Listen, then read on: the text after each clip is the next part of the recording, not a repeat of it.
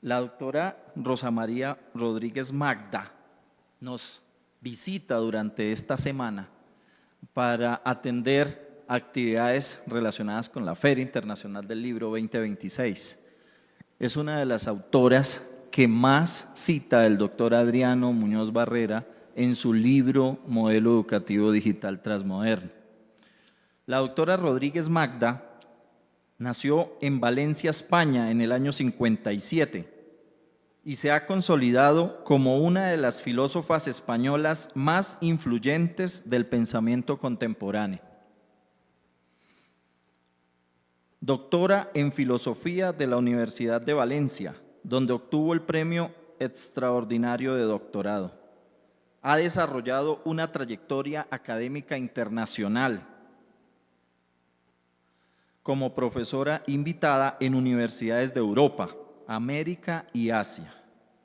Entre ellas, París Octavo, la Universidad Autónoma de México, la Universidad de Nueva York, la Universidad de Komazawa en Japón y la Universidad Tartu en Estonia. Especialista en pensamiento contemporáneo, es autora de más de 20 libros que evidencia una extensa producción académica.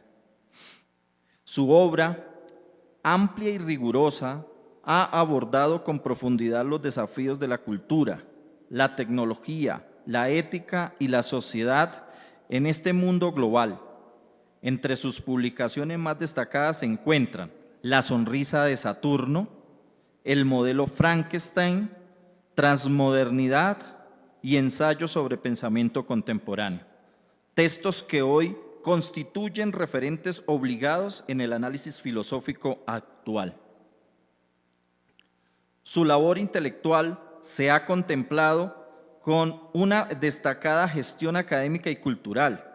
Fue directora entre 1998 y 2015 del Aula del Pensamiento de la institución Alfonso el Magnánimo y de la revista Debates. Asimismo, entre el 96 y 2003, dirigió la Fundación Tercer Milenio de la UNESCO, en las que consolidó espacios de reflexión crítica en el ámbito internacional. En el marco de las transformaciones contemporáneas que atraviesan las sociedades actuales, el feminismo ha experimentado una evolución significativa, ampliando sus categorías de análisis y sus horizontes de comprensión. En este contexto, la obra Feminismo Transmoderno de la doctora Rosa María Rodríguez Magda se inscribe como una propuesta teórica que trasciende las lecturas tradicionales, incorporando una mirada crítica capaz de dialogar con fenómenos como la globalización, la digitalización, la fragmentación identitaria y las nuevas formas de subjetividad. En este horizonte de reflexión se inscribe la trayectoria intelectual de la doctora Rosa María Rodríguez Magda, como ya se mencionó, destacada filósofa y ensayista española, reconocida por su amplia producción académica y su contribución al pensamiento contemporáneo. En este sentido, contar hoy con su presencia representa una oportunidad invaluable para profundizar en estas discusiones y enriquecer el diálogo académico desde una perspectiva crítica, situada y contemporánea. Sin más preámbulo, entonces le damos la más calurosa bienvenida a la doctora Rosa María Rodríguez Magda.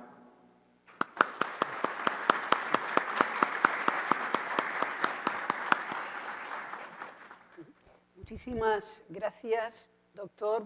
Muchísimas gracias, directora. Muchísimas gracias a ustedes, un público tan cualificado, tan especial, doctores, profesores, alumnos.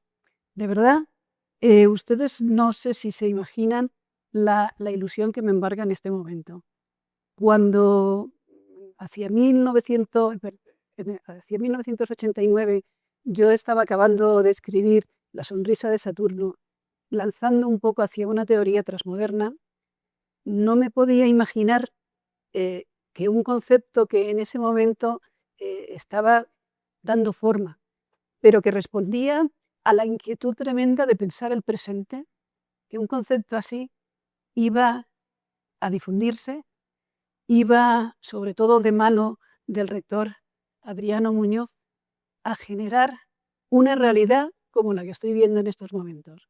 Un proyecto digital, transmoderno, una universidad como la de Cundinamarca, donde algunas de mis intuiciones, pero sobre todo el desarrollo, la audacia intelectual del rector, iba a hacer realidad mucho más de lo que yo podría haber pensado.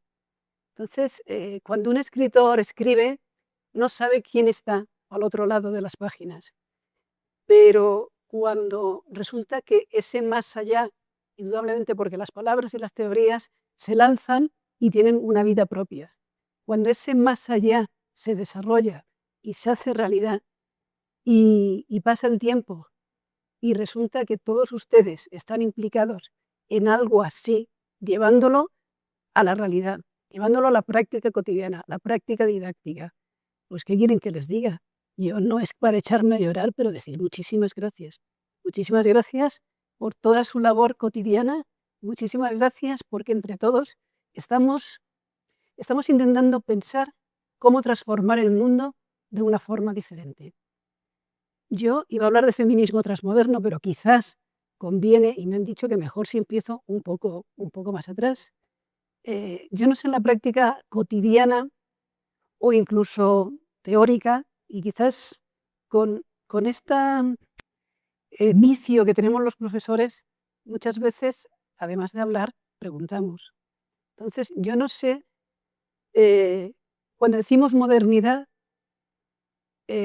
a un nivel personal y desde sus propias especialidades que son diversas, ¿qué significa? ¿O cómo lo identifican? Les puedo pasar el micro, ¿eh? No sé, ¿alguien podría dar unos trazos desde su propia especialidad académica? ¿Qué están entendiendo por modernidad? Yo te estoy mirando directamente.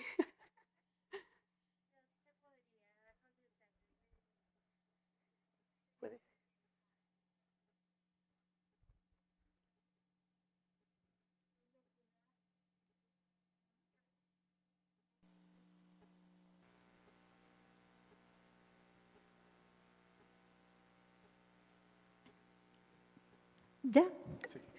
Doctora Rosa María, primero es un gusto para nosotros poder compartir este espacio con usted y poder también tener un espacio de diálogo y reflexión frente a aspectos constitutivos de nuestro modelo educativo digital transmoderno. Nosotros siempre hacemos como algunas distinciones entre moderno, transmoderno, posmoderno y a veces podría resultar pues un poco confuso este tipo de terminologías.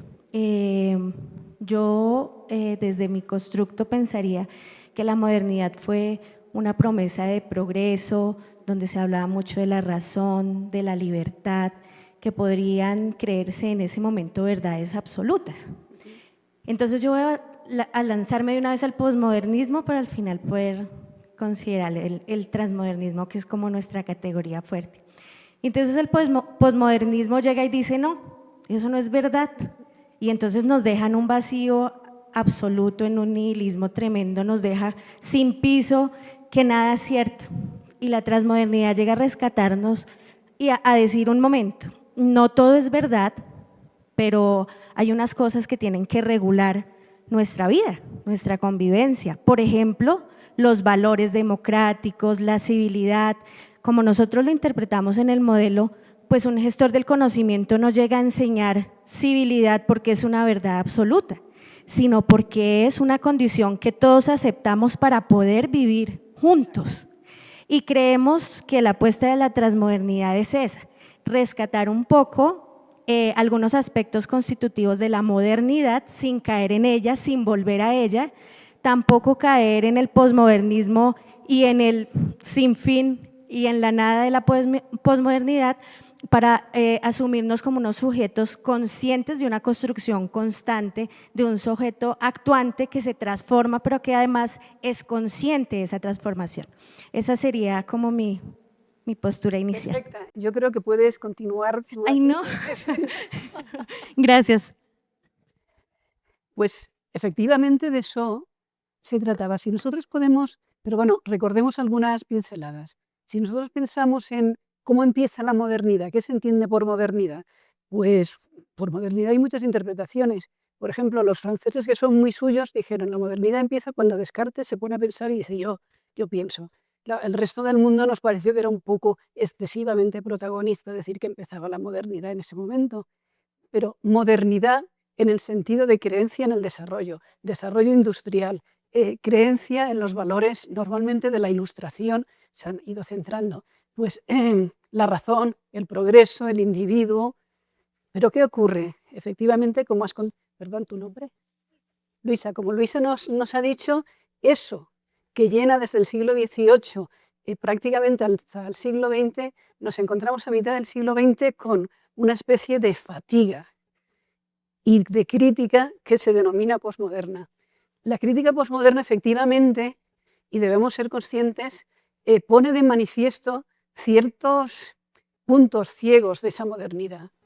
Una modernidad que indudablemente estaba desde un prisma creada en Europa, desde un prisma, digamos, eurocéntrico, androcéntrico, todo lo que queramos decir, con muchas veces falta de esa mirada global. Pero por otro lado, que nos daba suficientes argumentos y suficientes metodologías racionales como ser autocrítica. Si nos centramos hacia finales, hacia los años 70 del siglo pasado, es cuando podemos ver que hay como una especie de extenuación de ese modelo moderno. Cuando François Lyotard escribe La condición postmoderna, ¿qué está intentando decir? Dice, no, ya no existen grandes relatos. Esto de la modernidad es algo que debemos dejar atrás. Solo tenemos pequeñas micrologías. Cada disciplina tendrá su propia regla de uso, pero no podemos hablar pues, de la verdad, del progreso, de una especie de gran relato que lo incluya todo. Un gran relato que podía ser, hasta ese momento, pues, el relato religioso o el relato científico, o el relato incluso, no sé, del marxismo, del psicoanálisis, pensando ya en más pequeño, en trazos más pequeños. Bien, eso es lo que hace Crisis. Pero si bien la posmodernidad o el pensamiento posmoderno pone el dedo en la llaga de ciertos excesos de esa modernidad, sobre todo una modernidad entendida de una forma muy eufórica, muy totalitaria. Si el pensamiento posmoderno señala todas esas críticas, debemos tenerlas en cuenta. Pero, ¿qué ocurre con ello? Hay algo que en filosofía se llama el giro lingüístico, que tuvo lugar, sobre todo, a lo largo de todo el siglo XX, que es está la filosofía del lenguaje, está el estructuralismo, está el acabar pensando que las cosas están construidas como interpretaciones, están construidas como un lenguaje y que debemos analizar ese lenguaje porque detrás no existe la verdad. Detrás está simplemente una construcción. Pues bien, el pensar que todo son construcciones lingüísticas o construcciones ideológicas, lo que nos hace es quebrar ciertas creencias y ciertas certezas de la modernidad. Por ejemplo, el sujeto, los valores morales, la noción misma de verdad, de experimento, de ciencia. Entonces, ¿qué nos ocurre? Una cosa es aceptar la crítica, pero el pensamiento, y este es un poco el reto, si no recuperamos los retos de la modernidad, ese intento de crear un sistema científico, un sistema que analice las verdades, un sistema también que dé coherencia ética a nuestra vida. Si no recuperamos eso y decimos que eso no vale para nada y que simplemente son construcciones ideológicas o construcciones lingüísticas, entonces nos estamos quedando sin nada. Esto es un poco lo que a mí me hacía reflexionar hace ya muchos años, en los años 80, porque había como una polarización. Por un lado, aquellos que defendían a trancas y barrancas la modernidad y decían, esto que dicen los posmodernos, eso son como una movida, no sé, como una especie de moda. Nosotros tenemos que seguir con las ideas claras de la modernidad, pero es que entonces no aceptaban ninguna de las críticas. Y bueno, evidentemente había sesgos eurocéntricos, androcéntricos, de cierta falta de, o sea, de un absoluto de la verdad. O sea, no sé, si no se acepta esto, resulta que estamos condenados a repetir el siglo XVIII constantemente. Pero por otro lado, las corrientes posmodernas decían, bueno, ya está bien de ilustrados, ya está bien de modernidad, todo eso era falsario. Frente a esa situación, y lo he contado muchas veces, en mi, no sé, si no angustia, pero sí una especie de ansiedad por responder, es decir, no necesitamos recuperar, mantener todos esos retos modernos, asumir las críticas de la posmodernidad, pero no quedarnos ahí, seguir adelante, trascenderlo. Luego, a eso, y veo con placer que a ese reto estamos todos invitados, es necesaria una razón que vaya más allá. Ahora bien, una razón transmoderna que vaya más allá no es sencilla, y por eso supongo que nos cuesta construirla, dado que cuando hacemos una descripción del presente y entendemos que hay un nuevo paradigma, porque los posmodernos decían, post es el prefijo que determina nuestra realidad. Post-historia, ya no va a haber más historia, post-feminismo, post-verdad, post-todo, como si hubiera una ruptura total. Ya nos hemos deshecho de todos los grandes esos oropeles de la modernidad. Luego estamos en la era del post. Y yo pensaba, no, esto simplemente es como una efusión del momento. Si nosotros hacemos una descripción de la realidad, lo que vemos es que estamos en la época del trans. Transgénicos, transcultural, transétnico, transgénero, transhumano, translocal. Esa descripción no siempre es bonita. Ahí, cuando hacemos la razón transmoderna, cuando hace una descripción de ese nuevo paradigma en el que estamos, porque si nosotros estamos pensando que estamos en el paradigma moderno, estaremos pensando como hace un siglo, 2 siglos o 3. Si estamos pensando que todo es post y que hemos roto con todo lo anterior, nos estamos quedando sin ninguna base, ni científica, ni ética, ni de ningún tipo. Por lo tanto, hay que describir ese nuevo paradigma cuyo prefijo, que de alguna manera lo caracteriza, es lo trans. Pero entonces la razón transmoderna, por un lado, tendrá una fase descriptiva, vamos a ver qué es lo que pasa en el mundo, y una fase superadora, vamos a intentar superar, porque lo que pasa en el mundo no siempre es bonito. Todo lo que está ocurriendo con el prefijo trans a veces nos lleva a un delirio que no es el que pretendíamos. Esta es la parte que he tenido reflexionar en mi libro, la transmodernidad, en esta segunda versión de transmodernidad, revisando un poco qué han pasado en estos años.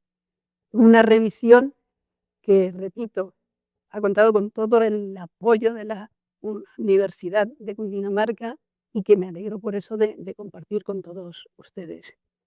¿Qué hacemos con esa razón transmoderna? Pues pensar sobre todo, porque si ustedes se acuerdan cuando empezó el desarrollo de Internet, pensábamos que eso iba a ser como una horizontalidad, que ya no iba a haber grandes holdings de opinión y que todos nos íbamos a poder comunicar entre nosotros. ¿Y qué ha pasado? Que no ocurre eso. Ha pasado que lo que Varoufakis llama tecnofeudalismo, que nos estamos encontrando con que unas grandes señores administran ese saber, esos algoritmos, esos algoritmos donde encima nosotros no estamos representados. No estamos representados sino ni como parte que no está en el norte, ni como sexo que desarrolla.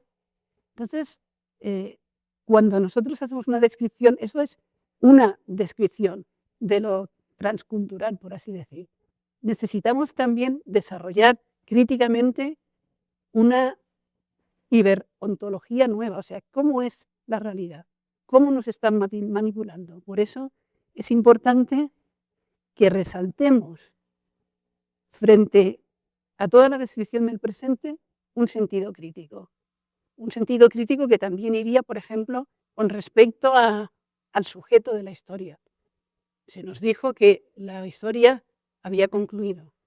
No ha concluido la historia, pero han acabado ese sujeto habitual de la historia, pues no sé, el sujeto que hace la Revolución Francesa o el sujeto que habla y dice yo, el sujeto que en algunos momentos se ha entendido como Lasse, los sujetos que han sido predominantes a lo largo de la historia parece que también están deconstruidos con el pensamiento posmoderno. El sujeto, nosotros, que en principio hasta la Edad Media podíamos entendernos como alma, que después podíamos entendernos como individuo, después podíamos entendernos como sujeto que desarrolla una serie de acciones, ese también ha sido deconstruido por las teorías posmodernas.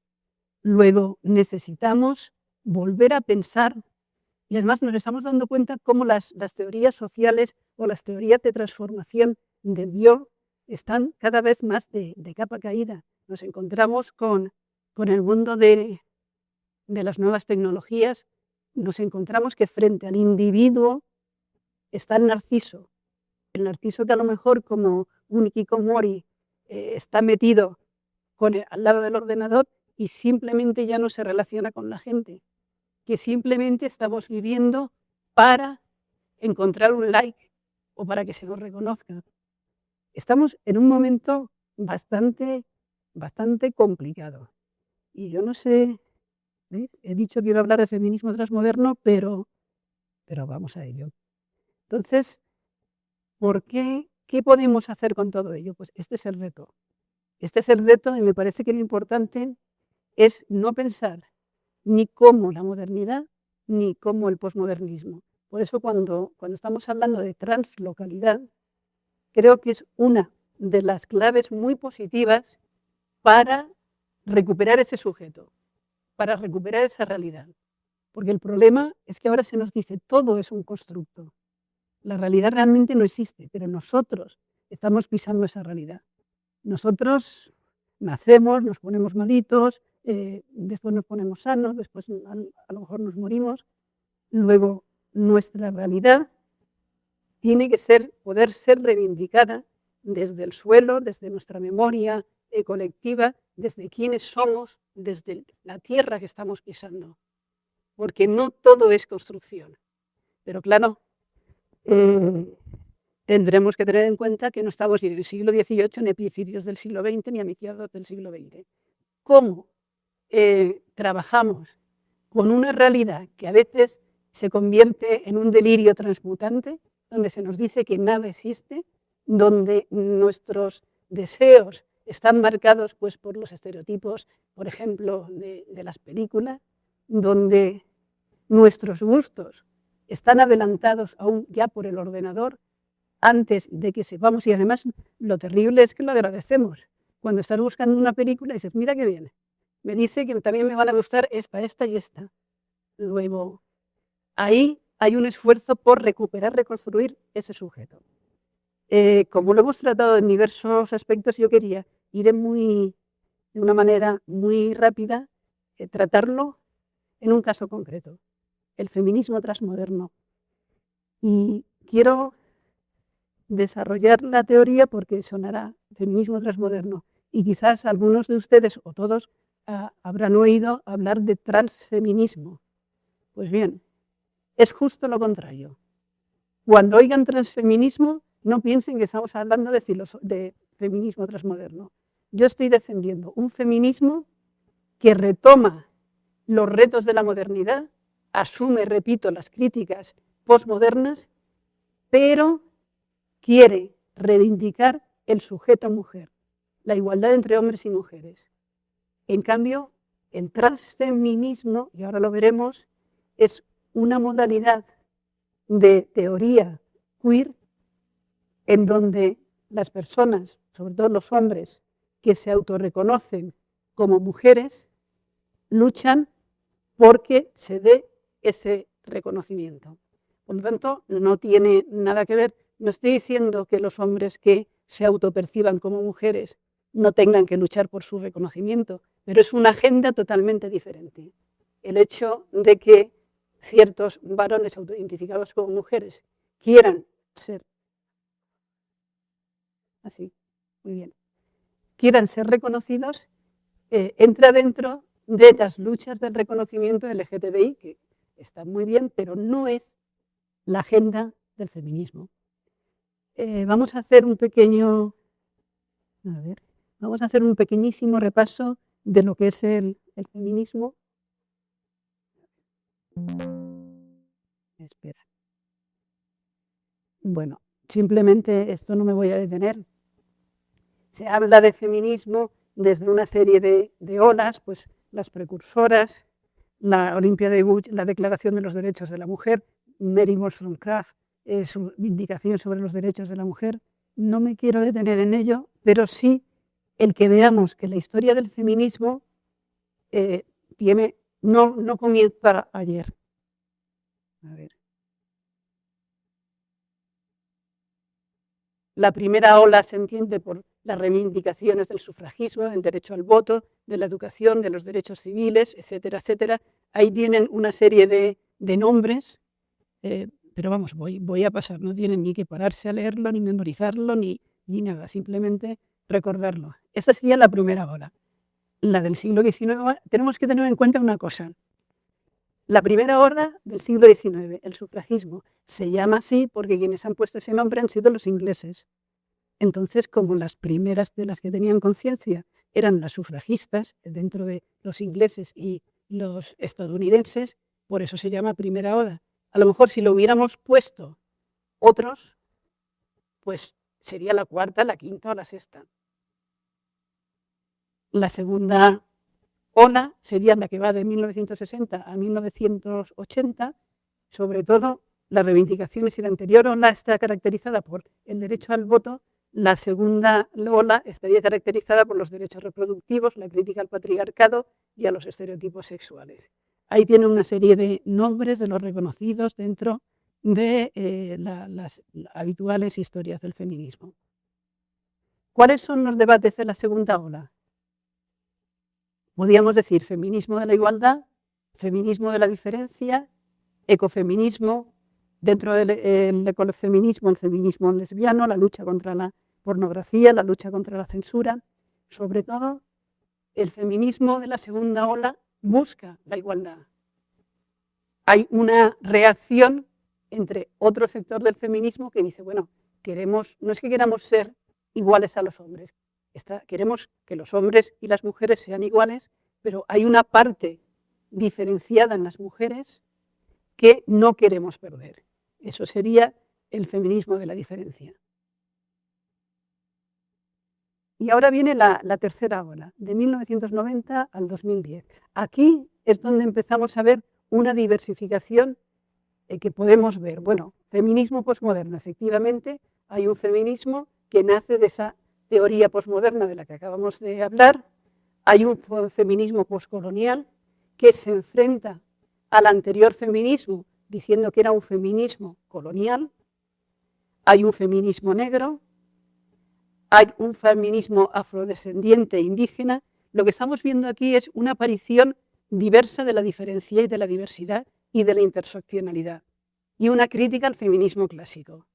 Pero también, dentro de todas estas características que serían indudablemente positivas, aquí lo que encontramos es una deconstrucción del sujeto. Y esta deconstrucción del sujeto, que si la habíamos visto en otras referencias, en el caso del feminismo, va a tener un problema importante. Si deconstruimos el sujeto, ¿quién cambia? La sociedad. Y en el caso del feminismo, si deconstruimos el sujeto mujer, ¿cómo vamos a lograr la igualdad? Si deconstruimos el sujeto hombre, pues no suele pasar nada porque está identificado con el sujeto en general, universal. Pero esa deconstrucción tiene sus consecuencias negativas.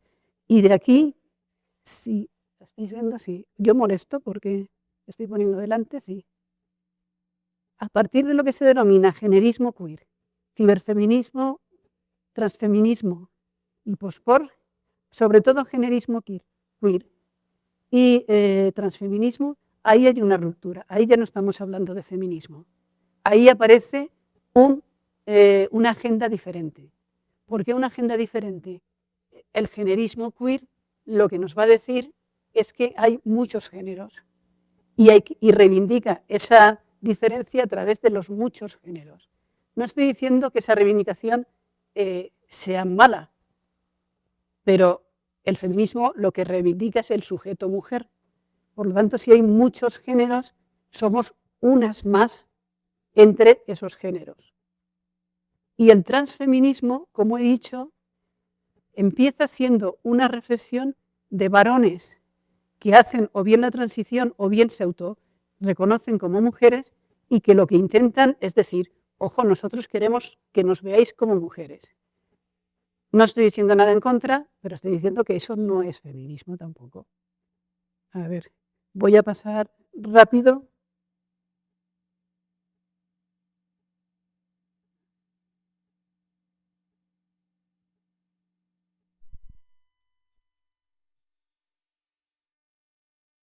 ¿Una cuarta ola? Sí. Todo lo que hemos dicho actualmente, efectivamente, no se han muerto las feministas de la diferencia, no se han muerto las feministas de la igualdad, no se han muerto el generismo queer, todo esto coexiste a la vez. Pero en 2017 tenemos un cambio importante que nace con el Me Too, que se centra en la lucha contra el acoso sexual. Y si os acordáis, grandes manifestaciones en 2018 y 2019, la huelga internacional del 8M de esos años, las tesis, aquella performance chilena de El violador eres tú, y después otras como Cuéntalo, se acabó, etc. ¿Cuál sería en la actualidad ese, digamos, movimiento feminista que agrupa diversos países y que agrupa diversas tendencias? En la visibilidad del cuerpo como mujer, del cuerpo de la mujer como objeto de violencia y la denuncia de ese abuso sexual. Y sobre todo que es un activismo en redes y que es un internacionalismo. Bien, dentro de esa situación, ¿cuál sería el problema? Y quiero citar una serie de elementos. Hemos hablado, o he hablado yo, perdón, de cómo el generismo queer y el transfeminismo rompe la idea de sujeto, mujer, y rompe sobre todo la idea de sexo.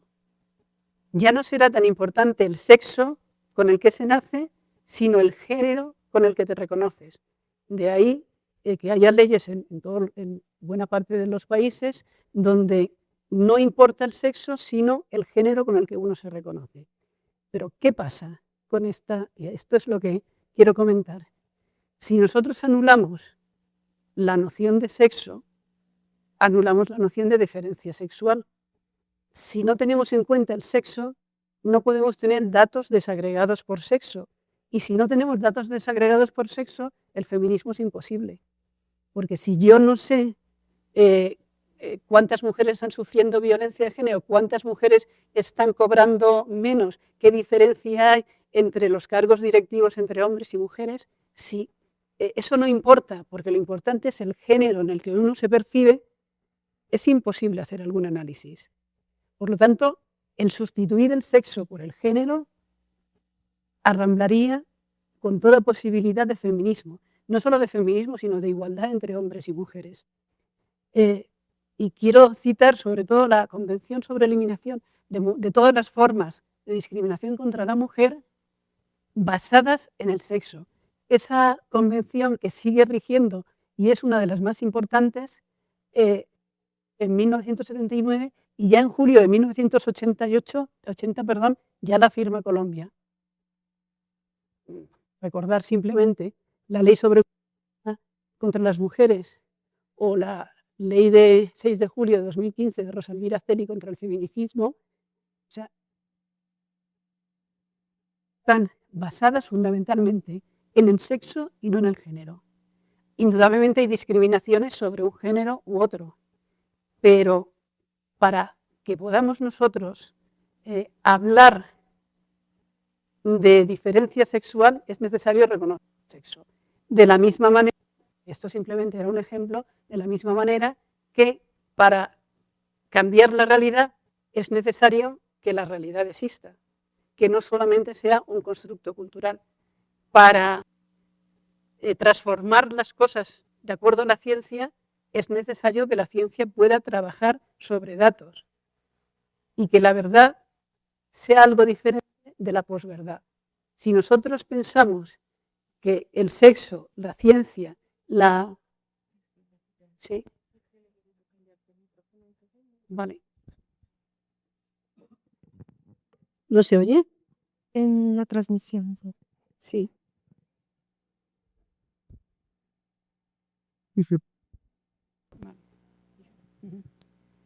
Bueno,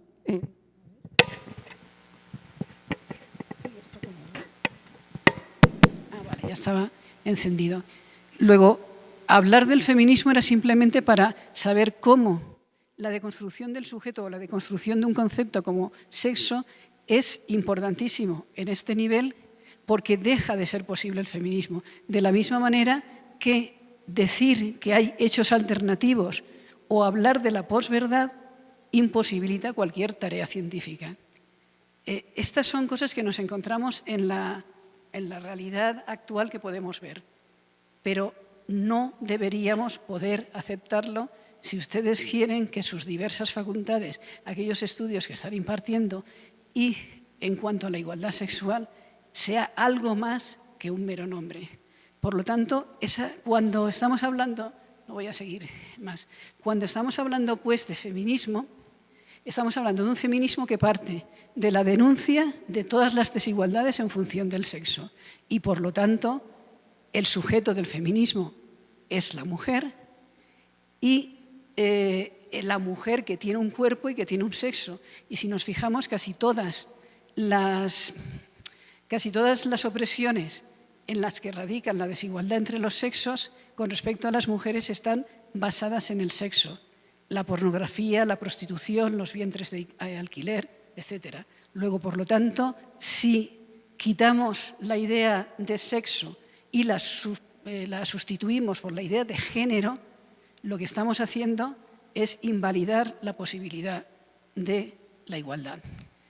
Podría ir más allá, pero como me he alargado mucho al principio, ¿qué necesitamos, pues? Una razón transmoderna. Una razón transmoderna que tenga dos niveles. Por un lado, la descripción del nuevo paradigma transmoderno. No estamos en el paradigma moderno, no estamos en el paradigma de la poshistoria, de post-todo, porque seguimos estando aquí. Luego, pero ese constructivismo social, pensar que los lenguajes lo hacen todo, y más que fíjense que cuando hace 50 años eso lo decía, o hace 60, lo decía el estructuralismo, todo es una construcción lingüística, o cuando lo decía la filosofía del lenguaje era peligroso. Pero cuando ahora estamos viendo que nuestra realidad está construida por los lenguajes y los metalenguajes y por los algoritmos, entonces sí que es muy peligroso. Por lo tanto, la razón transmoderna que necesitamos es una razón superadora de este impasse, crítica, analítica y que nos lleve más allá. Ese sería, pues, el reto. Y como tal reto, aquí estamos reunidos. Espero que desde sus diversas especialidades encuentren ese camino para analizar el presente, pero no dejarse caer o no dejarse atrapar por esas trampas que la misma realidad nos hacen manifestar como si fuera algo ineludible. No hay nada ineludible. Sobre todo, podemos cambiar la realidad y, sobre todo, estamos aquí con una tarea personal, con una tarea ética y con una tarea intelectual. Y yo quiero agradecerles a ustedes que compartan todos juntos esa tarea. Muchas gracias.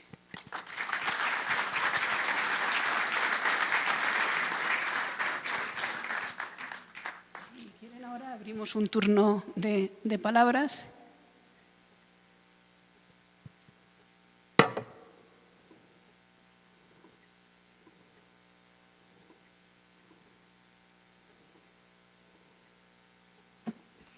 Bueno, agradecemos a la doctora Rosa María por esta intervención y ahora viene el tema de si alguien del público tiene palabras, preguntas, algo que quieran mencionar, por favor. Acá hay una pregunta. Alejandra, ¿me colaboras, por favor, con el micrófono?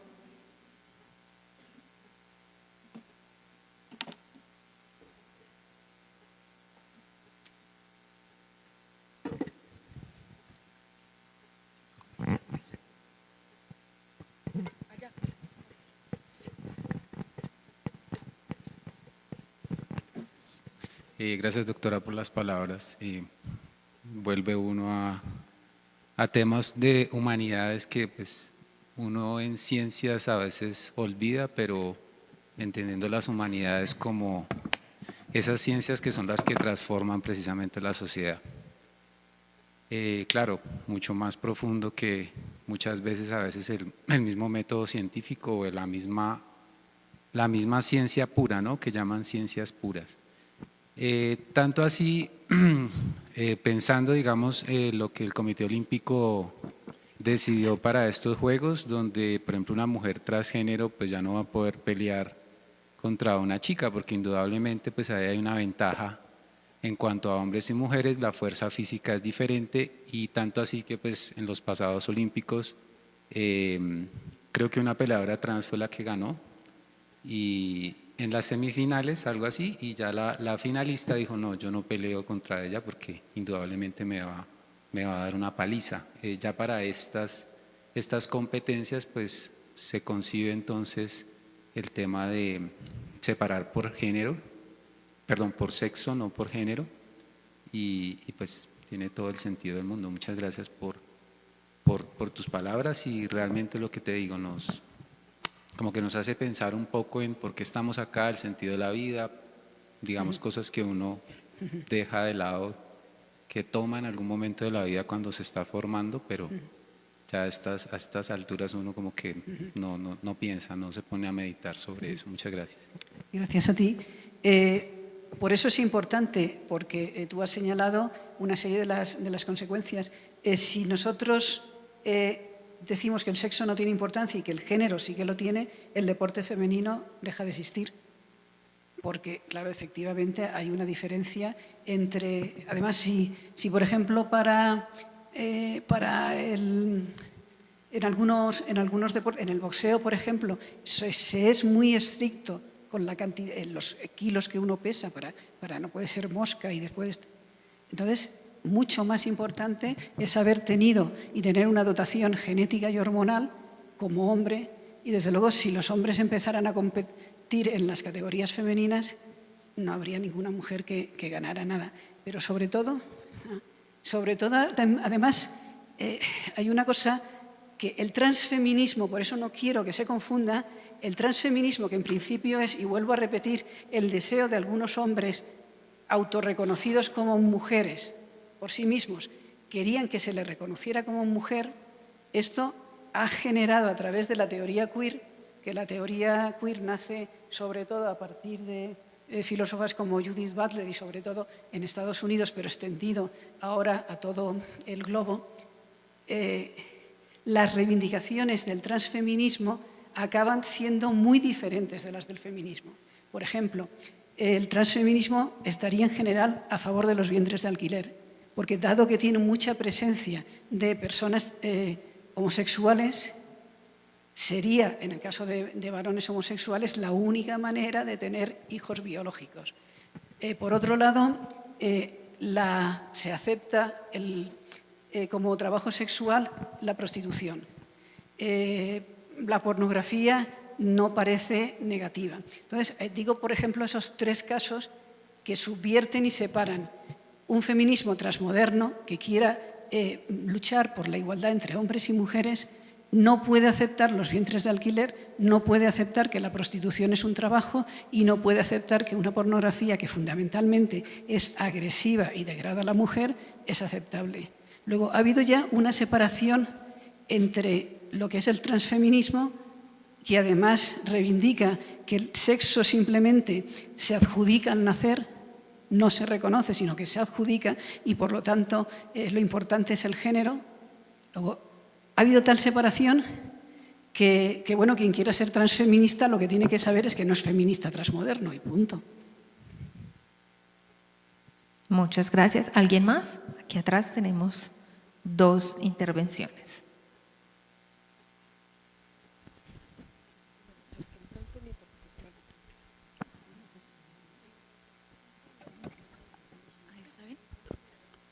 Ahí. Sí. Bueno, buenas tardes para todos. Doctora, un gusto escucharla. Me presento, Joana Hernández, docente de Ciencias del Deporte.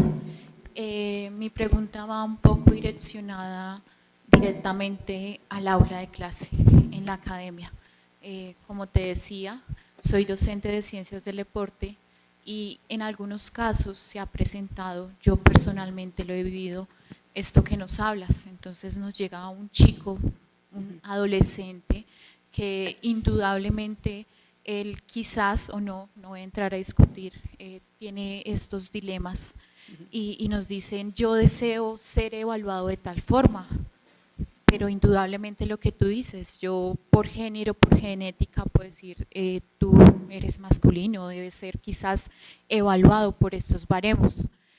¿Cómo, doctora, nos recomiendas desde el aula, desde la academia, tocar estos temas de pronto sin entrar a esto de la discriminación? Claro, los organismos internacionales están variando, porque al principio eran muy remisos a evaluar a las personas según el sexo. Y me decían, bueno, pues si una persona se reconoce como mujer, pues que esté como mujer. Pero claro, las cantidades de testosterona mínimas para, y eso lo sabrás tú mejor, para un hombre o para una mujer, aunque el hombre se esté hormonando con progesterona, es que es abismal la diferencia. Entonces, ¿qué vamos a hacer? Pues sencillamente, de la misma manera que una persona muy bajita no puede hacer baloncesto, pues una persona que ha nacido hombre o que ha nacido mujer, yo creo que lo más positivo sería que se reconociera y se amara con el sexo que ha nacido y que supiera, por otro lado, que no necesita hormonarse, que no necesita mutilarse, que no necesita hacer nada para reconocerse, que una cosa es la atracción sexual y otra cosa es la identidad sexual. Es que es así. Además, tengamos en cuenta que ahora estamos hablando en líneas generales de derechos, pero dentro de unos años, cuando se digan cómo es posible que las leyes legitimaran la mutilación, el tratamiento con hormonas cruzadas para niños hasta muy pequeños, con las consecuencias que eso tiene de esterilidad, de mayor tendencia, por ejemplo, una mujer que se hormona normalmente tiene más probabilidades de desarrollar un cáncer, con lo cual el proceso habitual es quitar el útero, quitar los ovarios, estar hormonándose constantemente. Una chica a los 17 años puede tener un grado de menopausia igual al de una mujer de 60. Entonces, la zona inversa, ahora vamos así, un hombre que piense que se tiene que mutilar, sobre todo si es muy pequeño, las consecuencias son terribles porque no se desarrollará, si se hace también antes de los 12 años, no se desarrollará convenientemente, el pene será muy pequeño, si además tiene que mutilarse y hacer una vaginoplastia, la barbaridad es tremenda.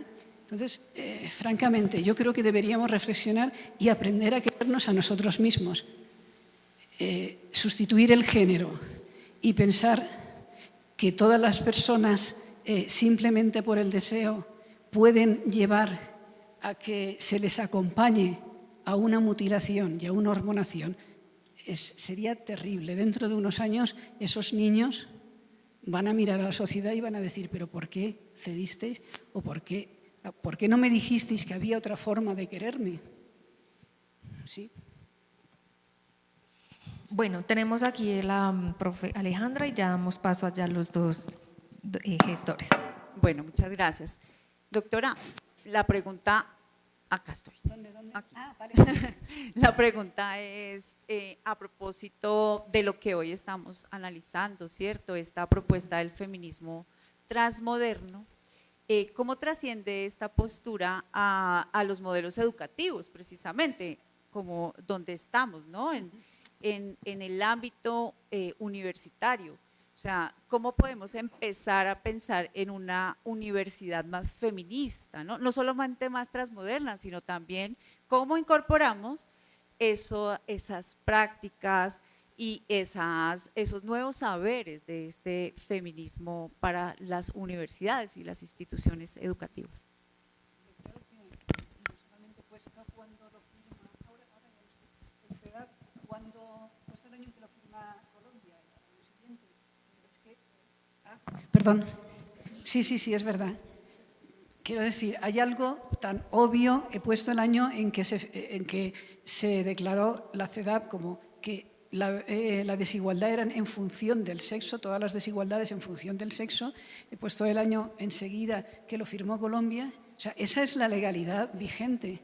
Si nosotros estamos empleando habitualmente ya como un vicio y en las noticias, en cualquier cosa, se habla como si fuera sinónimo sexo y género. No es sinónimo. Si lo estamos haciendo sinónimo, estamos contribuyendo a acabar no solamente con el feminismo, sino con toda lucha. Entonces, mi primera recomendación es no empleen nunca la noción de género cuando quieran decir sexo. Y que sepan que sexo, seguimos sin estar, da igual, según la CEDAW, es aquello que determina la desigualdad. Por lo tanto, centrémonos en la desigualdad en función del sexo. Cuando tengamos que hacer valoraciones, las hacemos con datos desagregados según el sexo, porque es que si no, por ejemplo, ahora ya empieza a ver que se decía que no. Presos, no sé, convictos por violación, tantos hombres y tantas mujeres. Pues las mujeres que aparecen normalmente no son violadoras, sino son violadores que se han cambiado de sexo. Eso es ya abrumador en el sentido de que tira por tierra cualquier análisis. Creo que es muy necesario, quizás en la universidad se debería empezar antes, creo que es muy necesario que haya una educación sentimental y de reconocimiento. O sea, una cosa es la atracción en función del sexo y otra cosa es que es la disforia de género o la disforia de sexo. Si esta moda sigue, dentro de unos años no habrá homosexuales. Porque si tú convences a cualquier niño que se convierta, que no actúe según el estereotipo de género de hombre, o a cualquier niña que no actúe según el estereotipo femenino de que es una persona trans y que lo que mejor que puede hacer es operarse y hormonarse, dentro de poco, en varias generaciones, ya no habrá simplemente personas que desean a otras personas del mismo sexo. O sea, que puede parecer un genocidio, pero Pero es así. Yo creo que el reto, sobre todo, cuando queremos hablar de sexo, no digamos género. Parece muy sencillo, pero están oyendo. Es más, si nosotros ponemos la traducción de cualquier texto, verán que constantemente desaparece la noción sexo y aparece la noción género. Pues no es lo mismo. Muchas gracias. Seguimos aquí en la parte. Buenas tardes. Continuamos. La pregunta es, ¿cómo cree que el uso de las redes sociales y de la inteligencia artificial está transformando la identidad del feminismo transmoderno? Sí, claro, no hemos llegado y ya nos están transformando, sí. ¿Quiénes programan? ¿Y con qué interés programan? Y después, no solamente quiénes programan, sino quiénes tienen los medios de difundir eso que se ha programado y de hacer que suba en el staff de cosas vistas. Y eso ustedes lo sabrán mejor que yo. Si sumamos todo eso, a ver, ¿cuántos programadores y cuántos dueños de grandes holding del mundo cibernético tenemos, vuelvo a decirlo, en el sur global, entre mujeres, O sea, no estamos representados fundamentalmente. Y si encima de que no estamos representados, después resulta que las grandes compañías las compra un señor que tiene el interés de promover cualquier barbaridad o cualquier cosa que le parece más llamativa, creo que hay que luchar fundamentalmente por eso, porque nos están anulando. Y de hecho, la vuelta hacia atrás en el feminismo es que el ciberacoso ha tenido una subida. Bueno, claro, antes no existía, pero el ciberacoso, ¿cuántas mujeres se han sentido acosadas por algún medio digital? Una barbaridad. Pero además, los grupos de hombres, tanto incels como foros, donde se manifiesta una especie de odio a las mujeres y tendencias, digamos, más extremistas o más de una tendencia política frente a otra. O sea, lo estamos viendo que por causa de las nuevas tecnologías estamos teniendo un retroceso en el feminismo brutal. Y además estamos teniendo una manipulación de todos nosotros, que vuelvo a decir, si aquí no hay nadie que tenga una empresa importantísima en esos medios, ninguno estamos representados. Luego están pensando por nosotros, están utilizándonos y están haciendo que nos guste aquello que a alguien le interese que nos guste. Para el feminismo, fatal. Buenas tardes. Bueno, quiero devolverme un poco como al tema del cambio biológico del sexo, hablando biológicamente. En cuanto a violencia intrafamiliar, en cuanto se ve que en antecedentes históricos la principal víctima es la mujer, femenina, biológicamente. En ocasiones, y hoy en día, se ve parejas del mismo sexo. ¿Sí? En este caso pueden ser mujeres biológicamente transformadas y que también recurren a este tipo de acciones, a la violencia intrafamiliar. Desde la postura del feminismo transmoderno, ¿cómo haría ese match, ya sea para resolver o para diagnosticar este tipo de situaciones entre violencia intrafamiliar de personas del mismo sexo? O sea, hablando entre mujeres del mismo sexo o personas que han cambiado biológicamente. ¿Cómo la postura, cómo este feminismo transmoderno podría primero diagnosticar o dar como una resolución hoy en día o aportar algo a la resolución de ese tipo de conflictos? Obviamente, teniendo en cuenta el tema jurídico, el tema legal, etcétera. Pero desde esta postura filosófica, ¿cómo podríamos abarcarla? Claro, pero esos serían puntuales.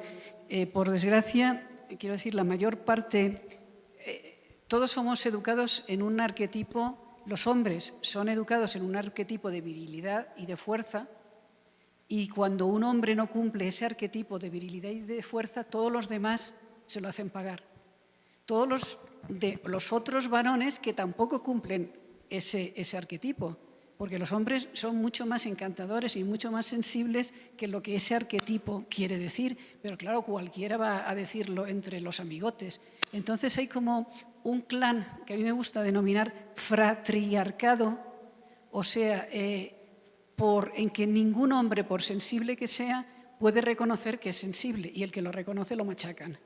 Entonces, aparte de la testosterona, hay un modelo social que hace y pugna porque los hombres sean más violentos de lo que serían. A las mujeres se nos educa justamente para lo contrario. Hay como la ley del agrado. Se nos dice que debemos reconocer, triunfamos en tanto en cuanto obtenemos el beneplácito del varón, en cuanto se nos dice que sí, que estamos cumpliendo una serie de cosas. Entonces, ¿qué ocurre? Que efectivamente en la mayoría de los ataques violentos, no todos los hombres son violentos, pero la violencia de sexo la suelen cometer los hombres sobre las mujeres. Me podéis decir, bueno, a lo mejor la mujer lo está envenenando. Sí, pero no le pega, no le saca el cuchillo, no, casi nunca. O sea, la proporción es así. Por lo tanto, cuando esa proporción se da, es un hecho sociológico y como tal hecho sociológico tiene que analizarse. Después, por otro lado, están digamos, las excepciones. Que hay dos parejas de dos hombres, uno que se autorreconoce como mujer y otro que actúa como varón, y el que actúa como varón está pegando o ejerciendo violencia sobre, bueno, pues serían casos puntuales que habría que analizar. Pero hay un fenómeno general que se da habitualmente en la propia conformación fisiológica y en la educación que nos han dado, en donde a los hombres se les educa para que sean de una manera y a las mujeres se nos educa para que sean de otra. Conclusión, pues existe el hecho de una violencia, en este caso se firmó como violencia de género, que habría que analizar. Muy buenas tardes, respetada Sí. doctora. Muchas gracias por venir, es un honor. Gracias a vosotros. Buenas tardes, doctora, es un honor compartir con usted este pensamiento. Y mi pregunta es la siguiente: teniendo en cuenta la violencia intrafamiliar y los estados de salud mental, estrés, ansiedad y depresión, ¿cómo la academia aporta a los estudiantes femeninos para lograr ese desarrollo, evitar también el bullying, igual ese machismo que todavía existe en esta época? Gracias. Claro, si lo supiéramos, pero es que el profesorado es muy importante porque está viendo de cerca ese acoso que se puede dar. Entonces, ¿cómo no cerrar? Yo creo que lo que no podemos es cerrar los ojos. Por ejemplo, en los colegios muchas veces se dice, hay un agente, por lo menos en España, hay un agente de igualdad. Entonces, cuando hay un caso de acoso entre los niños, pues el agente de igualdad a lo mejor va y les dice, vale, reuniros y hablar. El caso es así como decir, vale, y os dais un abrazo y todo. No. Cuando hay un agresor y cuando hay un agredido, la solución no es daros un abrazo y no pasa nada. Habrá que ir más profundamente. ¿Por qué? ¿Por qué el niño agrede? Si es en este caso el niño. ¿O por qué la niña del grupo de niñas agrede a otro grupo de niñas? Ahí hay que hacer un análisis psicológico muy, muy importante de cómo se están distorsionando los comportamientos de acoso, sobre todo en los jóvenes. ¿Y qué pasa socialmente? Hay que hacer un análisis social. ¿Qué pasa socialmente para que las conductas violentas se potencien? Nadie tiene la respuesta, pero sobre todo, por ejemplo, antes de que, en España, antes de que hubiera una ley sobre violencia de género, y acepto que se llama así, pues eran crímenes pasionales y se presentaban como crímenes pasionales y estoy hablando a lo mejor los años 50, 60, incluso 70, pero 60 sobre todo. Había una publicación que se denominaba el caso y siempre habían atrocidades y tal, pero el planteamiento era es un crimen pasional. Fíjate si quería tanto a la mujer que cuando la ha visto con otro los ha tenido que matar a los dos. Pues bueno, hasta que no se da esa visión, y en el caso de España, Elena, había una mujer, se apellidaba Orantes, que después de sufrir los malos tratos de su marido, salió en un programa de televisión y dijo, bueno, sí, es que no aguanto más, tal. No estaba la ley de violencia de género, se creó a partir de ella. Conclusión, ella dijo esto, no había ley, se volvió a su casa, el marido prendió la casa y la quemó viva. Pero me parece en el caso de Colombia también hay otra ley que lleva el nombre de la mujer asesinada. Entonces, se crea una ley y se crea un concepto. No es un amor pasional, es una violencia. Por lo tanto, me parece muy, muy importante crear conceptos y verlo de otra manera. Porque cuando todos estamos, por ejemplo, aceptando que una bromita es una bromita, o un grupo de imágenes que se mandan por chat, o un chiste que te ríes, la mujer se ríe a lo mejor porque es mal no reírse, y el hombre se ríe porque así hace grupo. Ese micromachismo es suficiente para normalizar una situación de violencia. El feminismo transmoderno tiene la tarea de analizar todos esos casos de violencia y ponerlos a la luz, porque si no, la igualdad entre hombres y mujeres no va a ser nunca posible. Buenas tardes, Sí. Doctora, un gusto poder escucharle. En el libro de Un Mundo Feliz, Huxley propone pues, una distopía muy interesante en donde el colectivo acrítico termina entre el placer y el alejarse al conocimiento, ¿no? Al saber, donde el sujeto pierde valor. Su merced hace una radiografía interesante en donde ese progresivo desdibujamiento de la mujer con un feminismo quizá tergiversado, alterado, genera pues un caos porque simplemente la mujer desaparece del mapa. ¿Usted piensa que quizá esta propuesta del feminismo transmoderno también en cierta forma reivindica al hombre como sujeto? Porque en la medida que se quita o se elimina la frontera de qué es hombre y qué es mujer, porque la mujer pierde ese significado de mujer desde el sexo, pudiéramos también decir que de aquí nosotros los hombres podemos beber filosóficamente para entendernos también como sujetos, porque siento que la sociedad también está haciendo que el hombre, esas virtudes del hombre dentro de su rol social de proteger, de garantizar seguridad, de proporcionar ciertos elementos que desde la prehistoria podemos decir que los hombres han venido también proporcionando en ese rol complementario social. Esta teoría que usted nos presenta, este nuevo pensamiento de repensar el feminismo o de verlo de una manera mucho más sosegada, mucho más transparente, logra también conectar al corazón del hombre o al hombre como sujeto, de modo que se pueda decir, el hombre también como sujeto hay que lograrlo reivindicar porque en el posmodernismo se está desdibujando también. Totalmente, es que el feminismo lo que pretende es la igualdad entre hombres y mujeres. Entonces, no es posible esa igualdad si vosotros los hombres nos implicáis.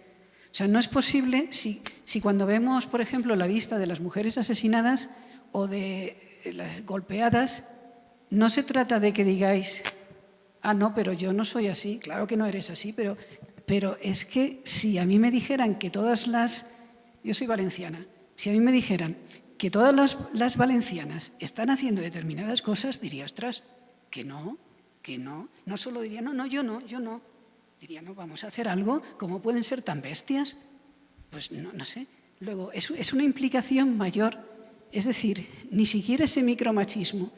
O sea, el hombre no tiene que ceder ni a un micromachismo ni a un fratriarcado de machos, de decir tal, porque sabéis que en el fondo no sois así. Brutos y animales hay unos cuantos, el resto, son personas encantadoras Por lo tanto, cuando muchas veces se dicen, es que el feminismo es cosa de mujeres, no, el feminismo es cosa de todas, porque estamos hablando de igualdad. Y si los hombres no se implican y no se ven interpelados por esa visión tan lamentable que se da de ellos, entonces no vamos a hacer nada. Y por otro lado, he querido separar no solo transfeminismo, sino generismo queer, que no lo he llamado feminismo, porque están dando una visión últimamente de que el feminismo es eso. El feminismo no es eso. El feminismo no es transfeminismo, el feminismo no es que se apueste por el trabajo sexual, el feminismo no es decir que no existen las mujeres, el feminismo no es decir que cuando nace un niño el médico entonces le adjudica un sexo, no le adjudica, lo ve. Otra cosa es que después el niño no quiera comportarse con eso que se ve, y esa es su libertad. Por lo tanto, no confundamos, porque se está vendiendo, sobre todo viniendo de Estados Unidos, una idea de que es feminismo que no es en absoluto feminista. Si uno no cumple con la agenda feminista, no es. Entonces, es lo de la prueba del algodón. Había un anuncio, no sé si aquí en España, que es decir, bueno, pase el algodón y sabrá si está limpio o no. Si resulta que te están diciendo que una mujer se empodera siendo prostituta, que una pornografía cada vez más violenta de humillación de la mujer, eso es libertad. Si te están diciendo que alquilar los vientres de mujeres pobres para comprarse niños está bien, eso no. Si te están diciendo a lo mejor, como moda que hay ahora, que lo mejor para la mujer es quedarse en casa y hacerle la comida al maridito, etc., si te están diciendo eso, será lo que sea, pero no es feminismo. Bueno, por aquí tenemos dos últimas intervenciones, por favor. Gracias, doctora, por esta intervención. Haciendo relación con lo que acaba de decir, siempre lo hablan desde el punto de vista físico, pero yo voy a lo siguiente, y me he dado cuenta que una de las formas de competir, ¿cierto?, es estudiando, tanto así que en las universidades las mujeres están accediendo más que los hombres para, hasta el punto de llegar y decir, es que yo estudio para no dejarme, ¿cierto? Y yo ser independiente, dicen ellos, es una forma de combatir, ¿cierto? De demostrar que sí se puede intelectualmente y hasta superar, ¿cierto? Eso tiene que ver desde el punto de vista educativo o formativo como es la universidad. Y la segunda pregunta que tengo, no he logrado entender, hoy le preguntan a una mujer, ¿quiere tener hijos? Y lo primero que dice es no.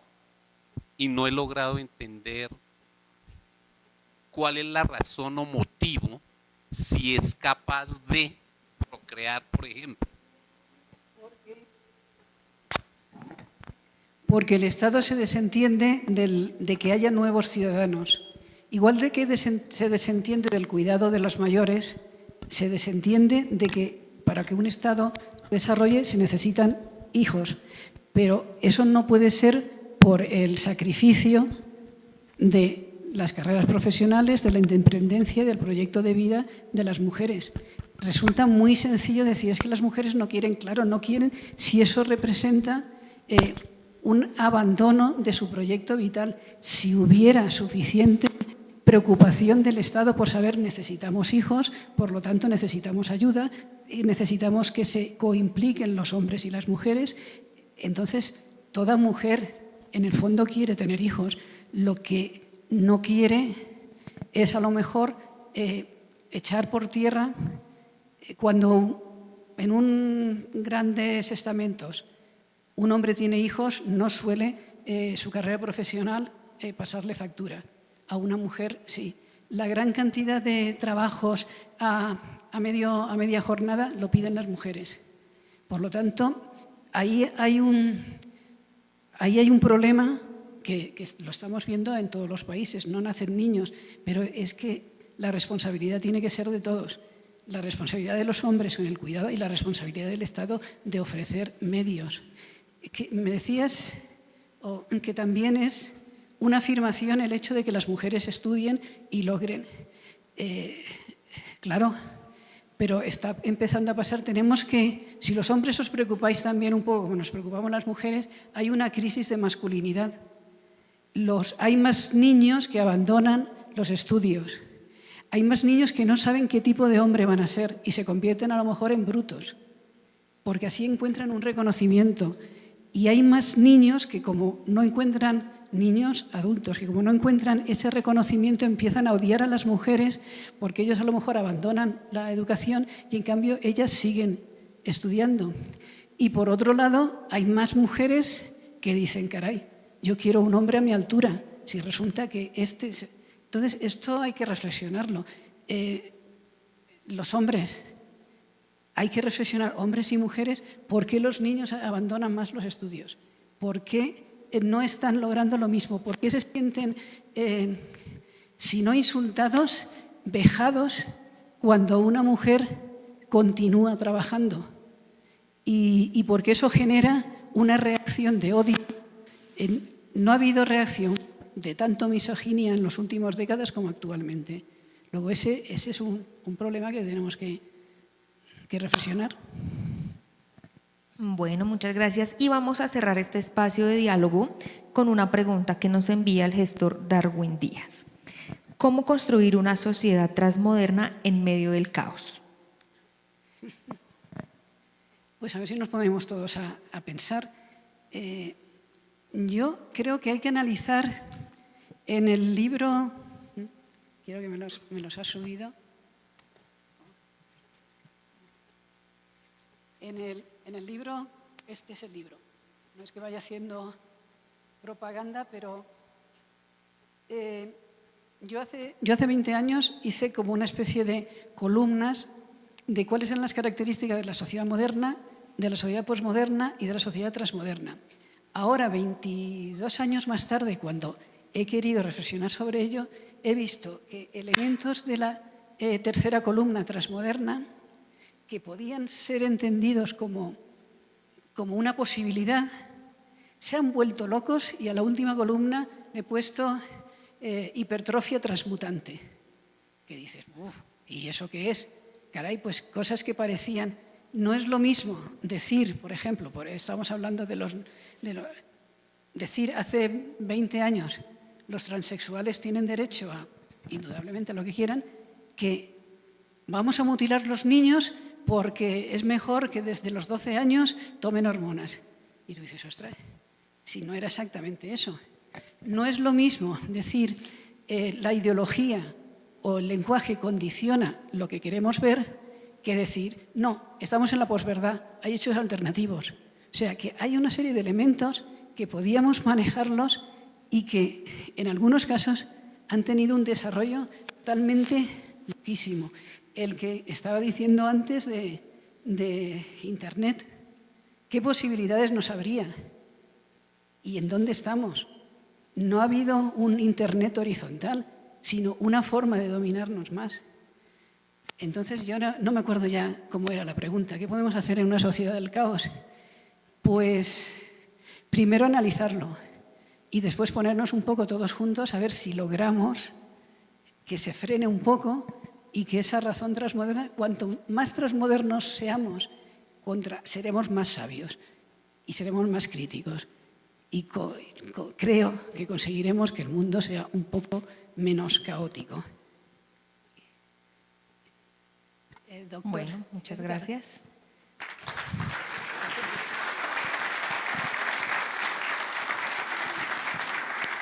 Bueno, gracias a la doctora Rosa María Rodríguez Magda. A continuación se va a realizar la presentación oficial del libro y se van a entregar 3 ejemplares. Entonces vamos a revisar quién del público se va a llevar estos libros.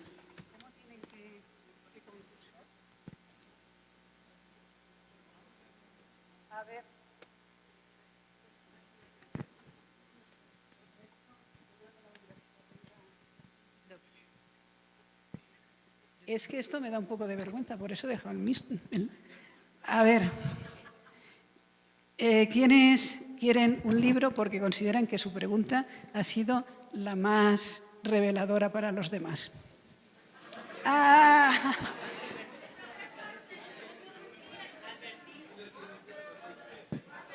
Los que no tienen. Bueno, a ver. ¿Quién es el profe Walter que llama, por favor? ¿Qué ha roto? ¿A qué han roto? El profe Alberto, que no sé quién es. Allí, por allí, por allí. Ya, espera. Por allí, por allí. Allí ha ido, vale. El profe Alberto, que no sé quién es. Listo, muy bien. Ahora hay un espacio muy corto destinado para foto con el libro, las personas que lo ganaron y firma del libro. Entonces, para que por favor pasen y registro fotográfico de una vez. Los demás esperamos un momento para ya ir finalizando. Por favor, también ir registrándose en la asistencia. Alejandra, ¿me colaboras con el QR de la asistencia, por favor? Y ya en contados minutos hacemos el cierre. Bueno, mañana se presenta en Corferías el libro, o sea que en la feria de... Apreciados, por favor, no se retiren. 5 minuticos más y ya vamos a hacer el cierre oficial. Los gestores, por favor, me permiten, no se retiran. Muchas gracias.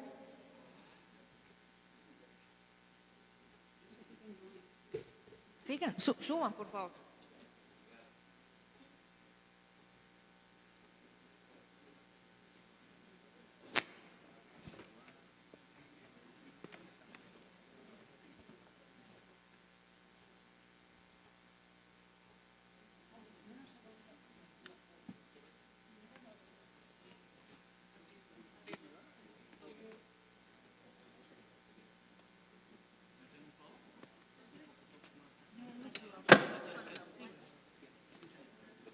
Yo te ayudo a esto mientras sigan ustedes para el autógrafo y ya.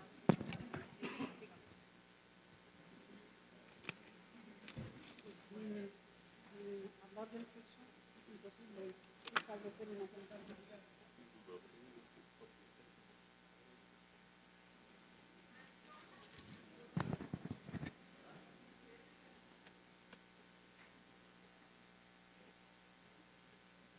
Los demás, por favor, van registrando la asistencia. Muchas gracias.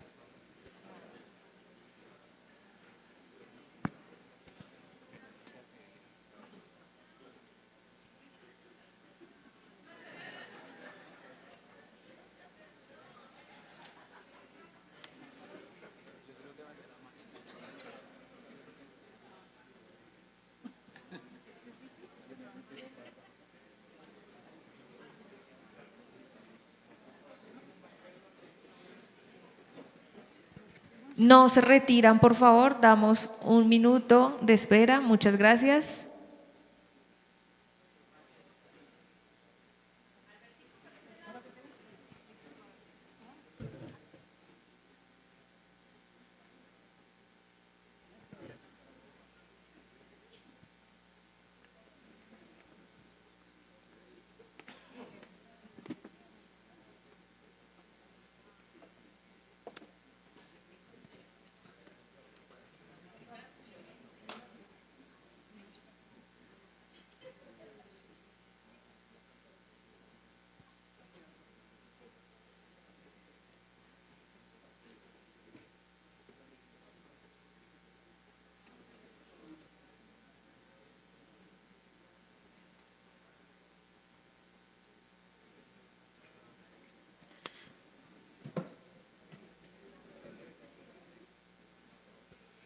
Bueno, llamamos a la doctora Gloria Isabel García, directora de la Extensión Chía, para realizar las palabras de cierre del evento.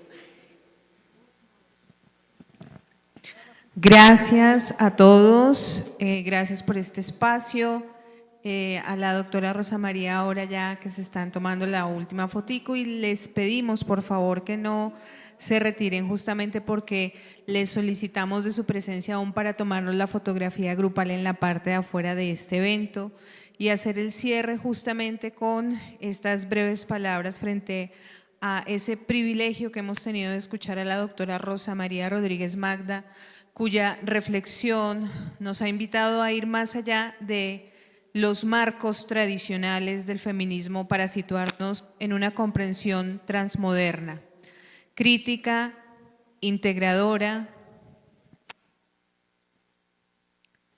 y profundamente consciente de la complejidad presente. Su planteamiento, que articula la superación de los relatos únicos, la hibridez cultural y la reconfiguración de las identidades, no solo interpela el pensamiento, sino que exige responsabilidad en la acción. Este enfoque dialoga de manera directa con la apuesta del señor rector Adriano Muñoz Barrera y el modelo educativo digital transmoderno de nuestra universidad. Formar creadores de oportunidades capaces de habitar la incertidumbre, de cuestionar lo dado y de construir conocimiento situado, ético y transformador. Nos queda entonces un desafío, que estas ideas no se queden en el plano discursivo. La transmodernidad, como bien lo ha señalado la doctora Rosa María, en obras como Transmodernidad y sus desarrollos sobre feminismo contemporáneo, no es solo una categoría teórica, sino una invitación a reconfigurar nuestras prácticas, nuestras relaciones y nuestras instituciones. Cerramos este espacio con una certeza: pensar distinto no es suficiente, es necesario actuar distinto.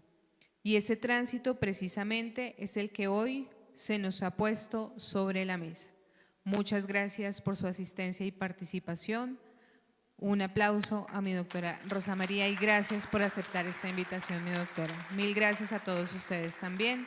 Y por favor, nuestra fotico al...